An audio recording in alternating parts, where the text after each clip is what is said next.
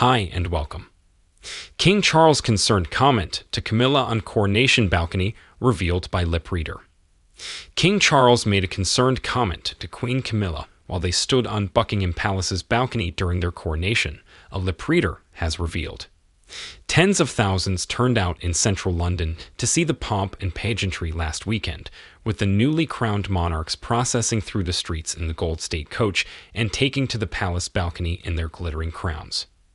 Charles and Camilla were joined by family members including the Prince and Princess of Wales, Prince George, Princess Charlotte, and Prince Louis, the Duke and Duchess of Edinburgh, and the Princess Royal as they stepped out into the rain at 2:25 p.m. In the minutes beforehand, members of the public made their way slowly towards the palace behind controlled lines of police officers, before a final excited scurry over to the railings to claim a front-row view. Smiling and waving, the determined royal fans were undeterred by the gray drizzly day, which had resulted in a sea of raincoats, ponchos, and umbrellas. And as they all stepped out onto the balcony, the king appeared to jokingly make a comment to his wife Camilla.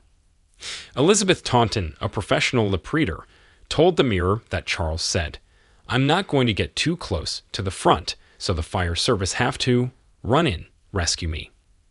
The Queen then gestured to the young royals on her left, saying, "Move, move up, go on, come here, move up," then added in reference to her gown, "Just drop it." Charles then waved to the crowds gathered below as the camera panned out to the gates of the palace.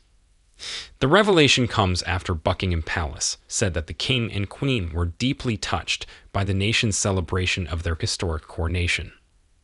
As the festivities continued on Sunday, with big lunches attended by royals and a star-studded concert at Windsor Castle, the palace said newly crowned Charles and Camilla are profoundly grateful to those who helped make it such a glorious occasion.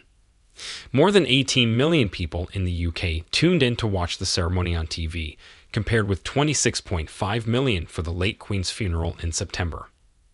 A palace spokesman said, "Their Majesties were deeply touched by the events of yesterday and profoundly grateful both to all those who helped to make it such a glorious occasion and to the very many who turned out to show their support in such numbers in London and further afield."